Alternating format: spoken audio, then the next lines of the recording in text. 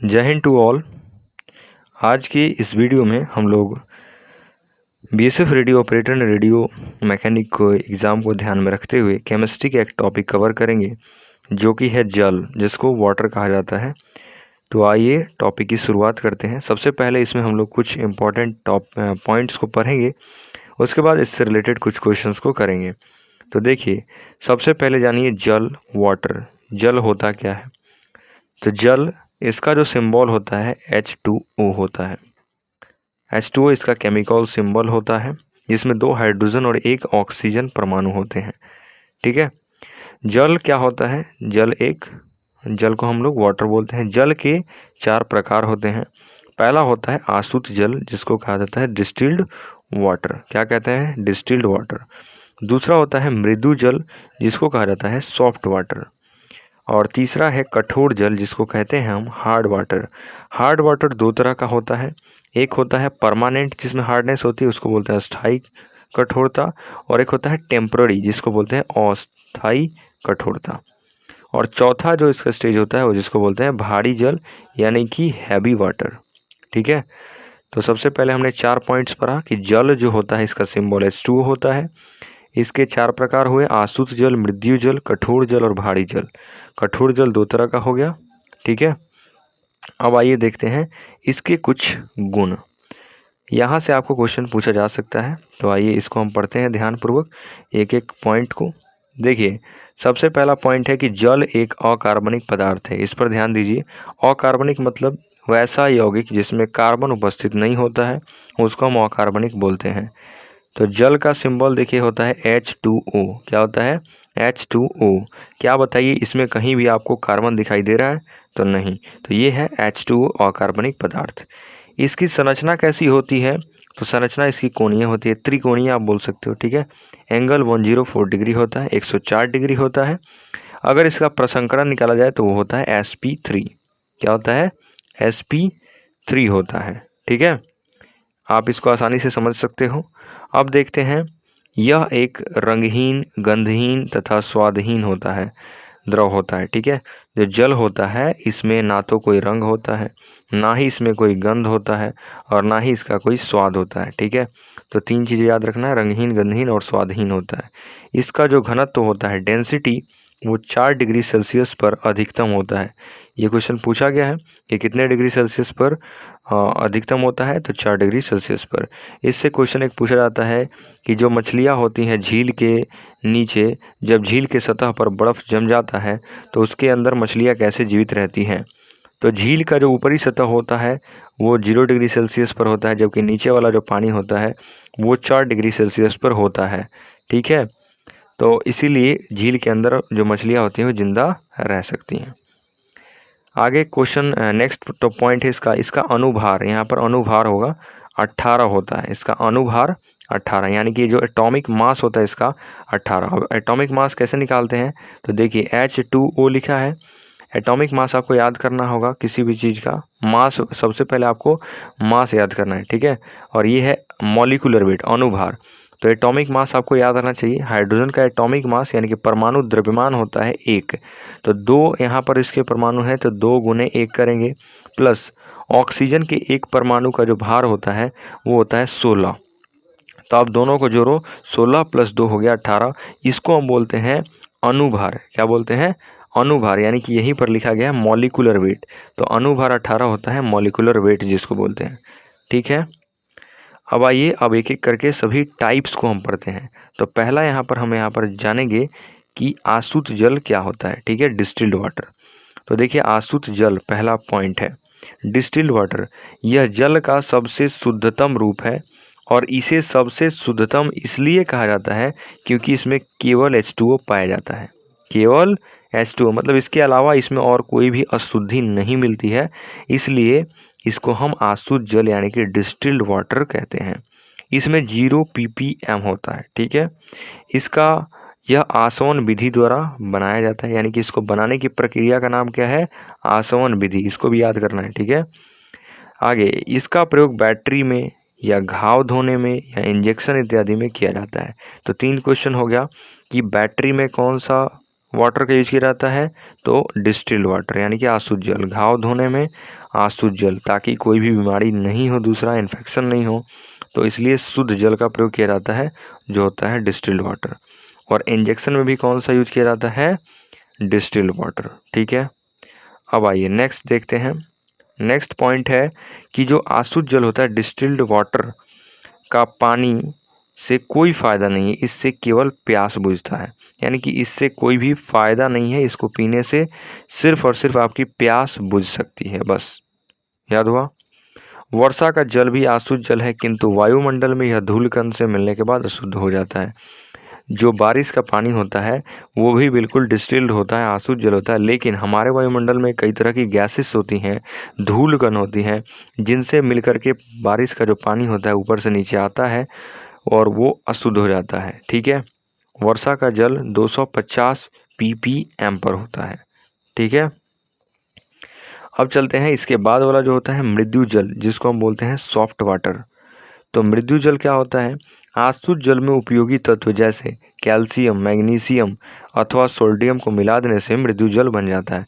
जैसा कि हमने देखा कि आसुत जल में कोई भी ऐसे एलिमेंट्स नहीं पाए जाते हैं, वो सिर्फ और सिर्फ वाटर होता है। लेकिन जब हम सॉफ्ट वाटर की बात करते हैं तो इसमें कैल्शियम होता है, मैग्नीशियम होता है और सोडियम होता है, और ये सभी जब एलिमेंट्स मिल जाते हैं तो उससे जो वाटर बनता है उसको हम बोलते हैं सॉफ्ट वाटर, यानी कि मृदु जल। समझ में आया? चलिए, ऐसे ही यहाँ पर देखिए अस्थायी कठोरता क्या होती है। अस्थायी कठोरता को जानने से पहले हम लोग और भी कुछ इम्पोर्टेंट पॉइंट्स यहाँ पर जान लेते हैं। देखिए इधर कि आखिर मृदु जल क्या होता है। मृदु जल में हमने जान लिया कैसे मिक्स करना है। देखिए, जो H2O होता है उसमें अगर हम सोडियम, कैल्शियम, मैग्नीशियम मिलाते हैं तो वो क्या बन जाता है? मृदु जल। और यह पीने के लिए अच्छा होता है। मतलब जैसा कि हमने जाना कि जो आपका आसुत जल होता है, आसुत जल यानी कि डिस्टिल्ड वाटर, उससे कोई खास फ़ायदा होता नहीं है, वो सिर्फ प्यास बुझाता है।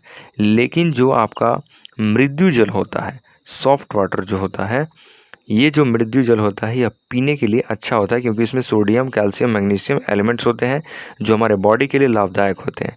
मृदु जल 150 ppm का होता है और यह साबुन के साथ आसानी से झाग बना देता है, मतलब फेन बना देता है। ठीक है, और इसकी कठोरता 0 से 60 मिलीग्राम प्रति लीटर होती है। ठीक है, इसके बाद हम लोग पढ़ेंगे कठोर जल, यानी कि आखिर हार्ड वाटर क्या होता है। तो देखिए, कठोर जल में इसमें भी कुछ गुण पाए जाते हैं। कठोर जल यानी कि हार्ड वाटर, ये जो होता है साबुन के साथ आसानी से झाग नहीं बनाता है।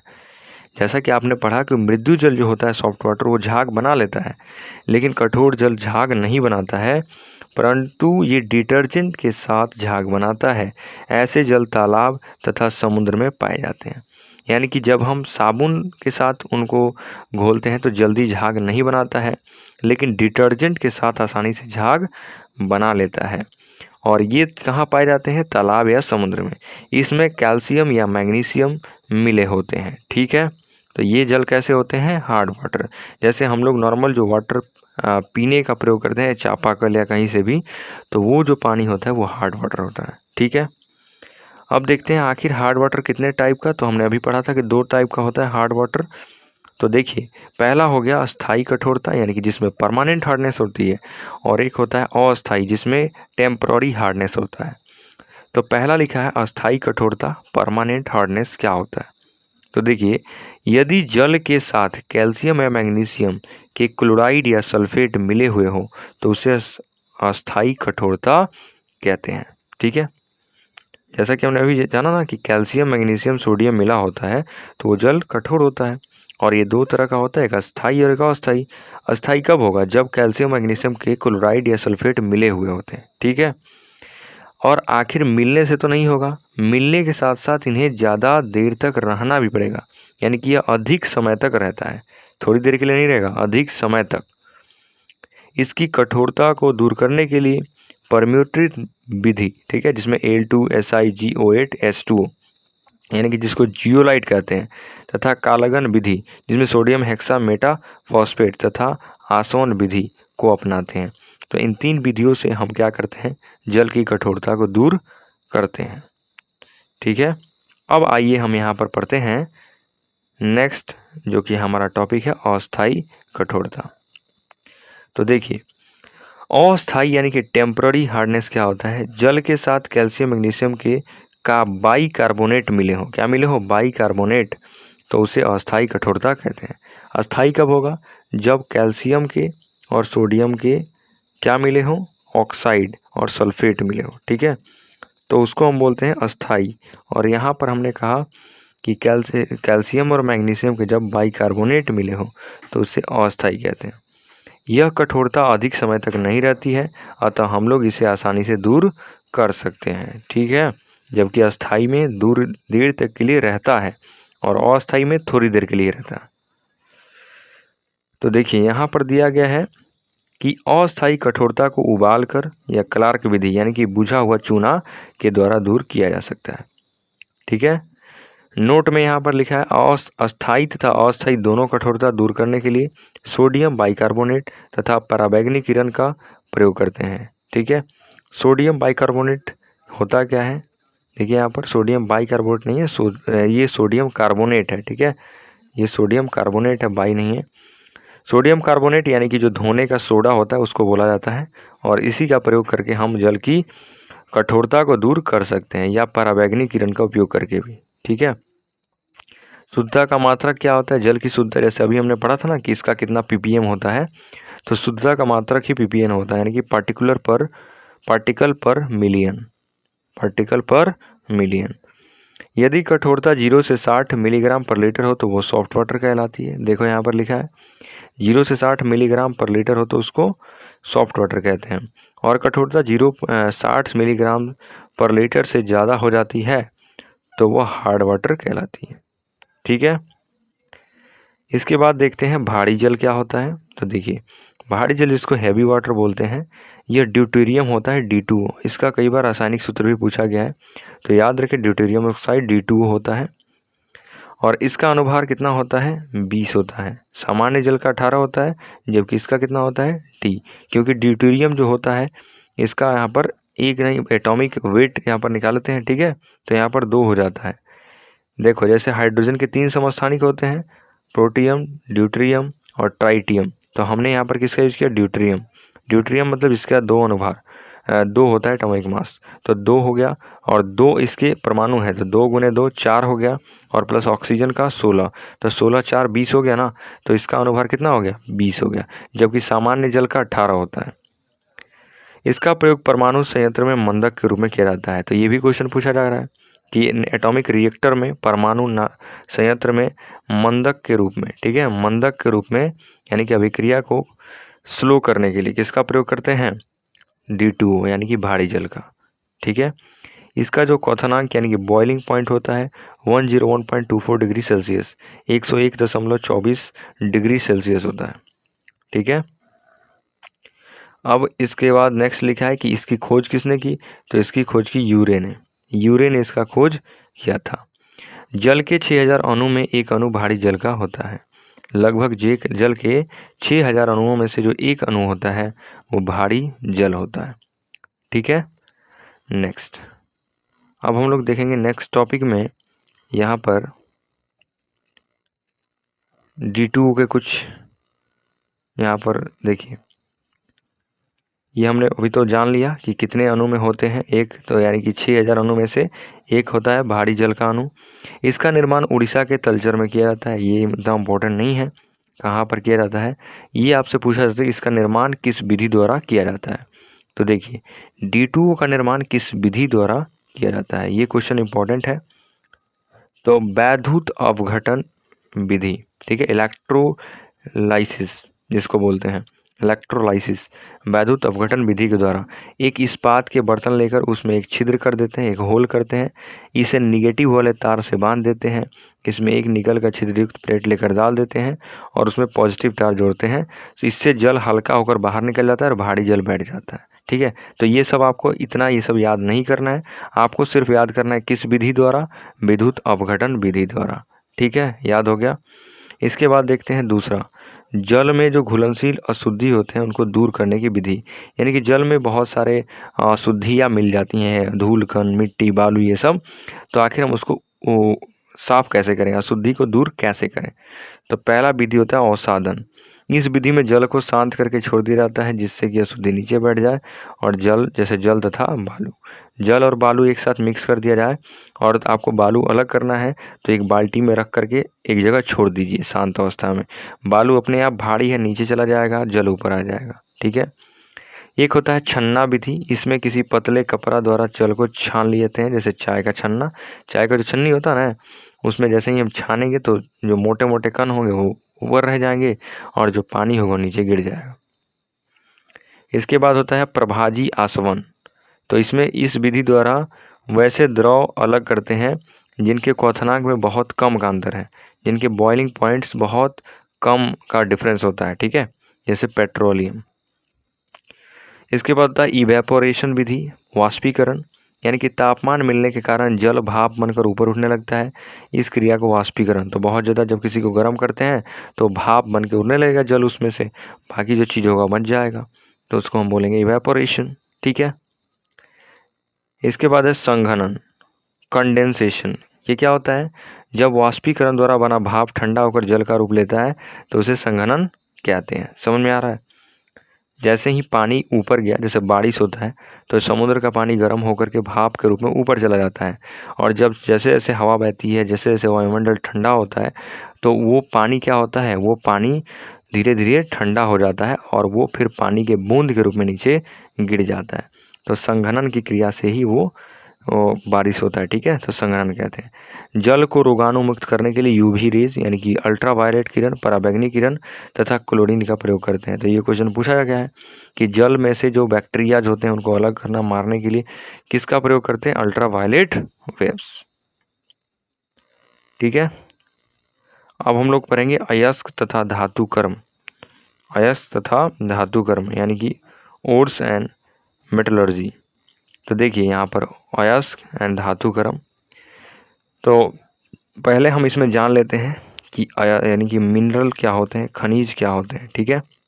देखिए मिनरल यानी कि खनिज क्या होता है, पृथ्वी के अंदर पाए जाने वाले वैसे पदार्थ जिसमें किसी न किसी धातु की मात्रा हो और वह मानव के लिए उपयोगी हो तो खनिज कहलाता है। यानी कि जो धरती के अंदर जितने भी पदार्थ हैं, जैसे कोयला, सोना, हीरा, ये सब क्या है, एक धातु है। और ये धातु जो होते हैं हमारे डेली लाइफ के लिए, हमारे जीवन के लिए बहुत ज़्यादा उपयोगी होते हैं, और ये सभी पदार्थ को ही हम मिनरल खनिज कहते हैं। ठीक है। दूसरा पॉइंट आता है अयस्क यानी कि और क्या होता है, तो खनिज में से वैसे खनिज जिससे कि धातु कम खर्च पर आसानी से प्राप्त किया जाए, अयस्क कहलाता है। ठीक है, यानी कि आसानी से कम खर्च में कोई चीज़ नहीं मिल जाता है, उसको अयस्क। अब ऐसे तो है नहीं कि नीचे आपका लोहा रहेगा गड़ा हुआ, निकाल के सीधे यूज में कर दो, नहीं।